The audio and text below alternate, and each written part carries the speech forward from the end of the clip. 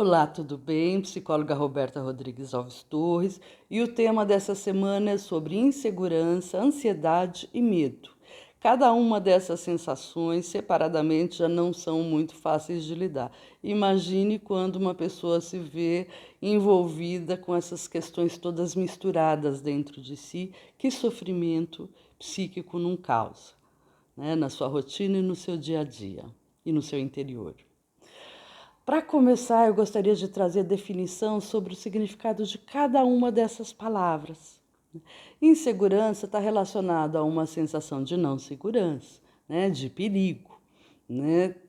Também está associada a uma sensação de desamparo, de desproteção. E, além do que, está associado a uma baixa autoestima, né, a uma não sensação de confiança em si mesmo.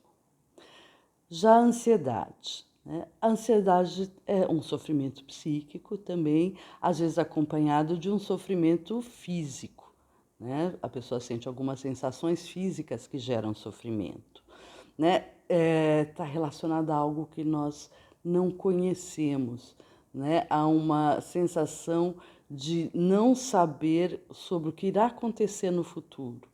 Então, deixa a pessoa num universo desconhecido, né? Pode estar associado também a algo que você anseia muito, que você deseja ardentemente. E então também ainda relacionado sobre um temor, sobre medos. E medo? Medo é algo que a gente sente diante de um perigo, de uma ameaça, né, que a gente tem a consciência e que pode ser real ou estar no campo imaginário, né?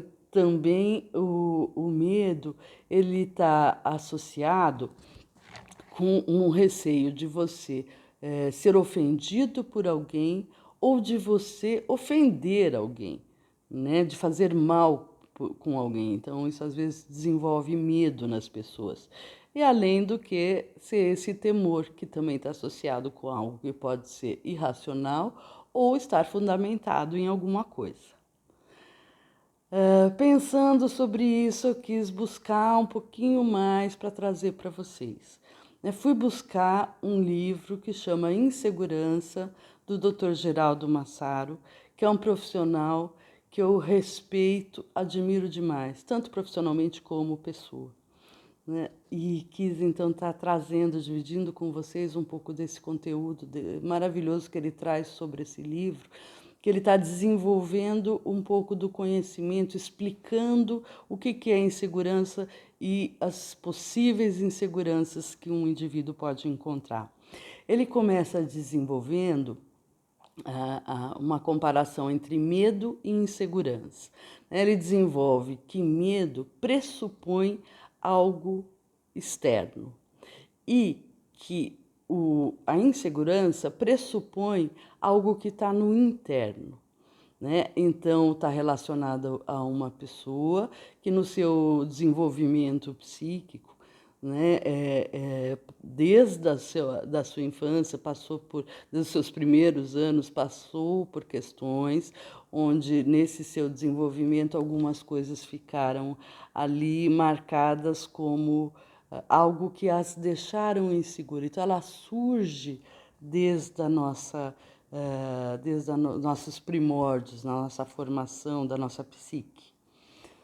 Ele desenvolve vários temas, então, como eu comentei, sobre os tipos de insegurança que pode estar relacionada com insegurança sobre a sua identidade, insegurança afetiva, insegurança de agir, insegurança por falta de modelo, insegurança sexual, desenvolve vários temas, vale a pena a leitura, né? E ele ainda marca que existem três níveis importantes de se observar quando a gente está falando sobre a insegurança, né? A gente está olhando para a insegurança de uma pessoa, né? Tem uma insegurança que seria uma insegurança, vamos dizer, mais simples, né? Mais simples, embora seja doído, né? Ninguém gosta de se sentir inseguro, né? Mas que seria uma insegurança que seria mais leve, vamos dizer assim, né? Que está ali no dia a dia, né? Vira e mexe, todos nós passamos por situações que nos deixam inseguros,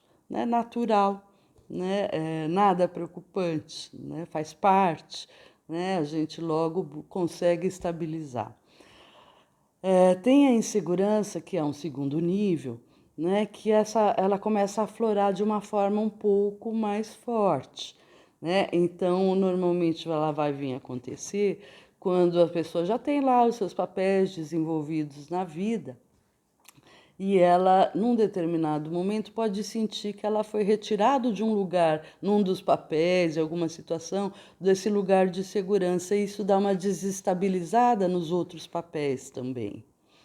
E tem a insegurança que ele classifica, né, a terceira insegurança, que é aquela que aparece full time, né? Então a pessoa está o tempo todo sentindo aquela insegurança, gerando grande sofrimento psíquico, né? Então ele traz essa explicação que eu acho que de alguma forma faz bem para as pessoas, né, conhecerem, né, terem essa parte educacional sobre o significado do que acontece consigo, e às vezes é uma forma de poderlas ajudar a lidar. Queria citar Kierkegaard, filósofo, né, pensador, né, que desenvolveu uma questão sobre a ansiedade. Ele desenvolveu um pensamento sobre a ansiedade que ele fala assim, que ela pode estar relacionada a desejos que nós tememos e também a temores que nós desejamos, né? Olha só a riqueza de um filósofo, né? Freud, ele destaca 3 tipos de ansiedade também, que elas são, segundo ele, originárias dessa ligação entre id, ego e superego, então pode desenvolver algumas questões ansiosas, cada indivíduo, né? A primeira ele chama de ansiedade realística, né, onde a pessoa realmente se depara com questões do mundo externo, onde é natural ter aquela ansiedade. Depois ele desenvolve a possibilidade da ansiedade moral, que está associado a sentimentos de culpa, né, de julgamentos que essa pessoa vivenciou e que ela vai ter que lidar, então ela fica prisioneira dessa ansiedade moral. E um terceiro tipo é a ansiedade neurótica, né, que é o que acaba de alguma forma trazendo mais as pessoas também para a psicoterapia. A moral já traz, né? Mas traz por quê? Porque é uma ansiedade que a pessoa não consegue identificar o objeto da ansiedade. Ela sente alguma coisa dentro dela que ela não consegue explicar, identificar. Isso pode vir a partir de alguma coisa real ou do mundo interno dela, mas ela não consegue identificar, né? Então isso gera um sofrimento muito grande.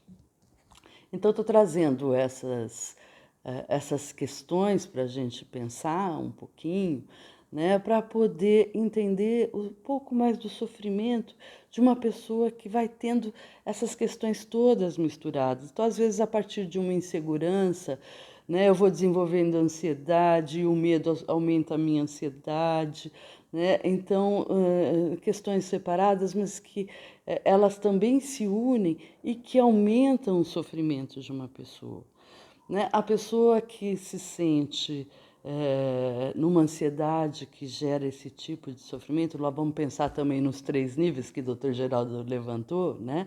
Pode ser uma ansiedade mais leve, né? Por algumas questões que naturalmente a gente sentiria-se ansioso, pode ser alguma coisa mais moderada, que de repente dá uma desestruturada e a gente consegue ir organizando com ajuda ou sem, né? E tem aquela ansiedade que ela é um pouco mais grave, que leva a um sofrimento, uma instabilidade muito grande, né? A pessoa, ela se sente invadida muitas vezes por pensamentos que ela nem gostaria de ter, né, que não faz parte do racional dela. Ela pode racionalmente entender que aquilo não faz sentido, mas emocionalmente aquilo emana de dentro dela, né, sem conseguir explicar, porque essa é a questão, né? É o quanto chega um momento, né, a pessoa já não dá conta de lidar com os recursos que ela tem no seu interno, porque ela está sendo invadida por questões que ela desconhece,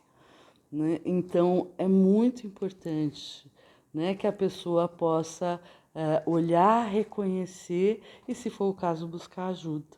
Né? Se é uma coisa mais moderada ou que você consegue controlar mais, existem possibilidades de saída, né? Por exemplo, atividade física, como você está muito no mental, você partir para uma atividade física, você joga um pouco dessa ansiedade para o seu corpo como um todo, então não fica só aquilo reverberando na sua cabeça, né? Você pode procurar exercícios de respiração, para quem gosta, yoga, meditação, né? Mas às vezes um exercício de respiração, para quem não gosta, também já ajuda, né? Buscar coisas que gerem prazer, né? Por exemplo, hobbies, né?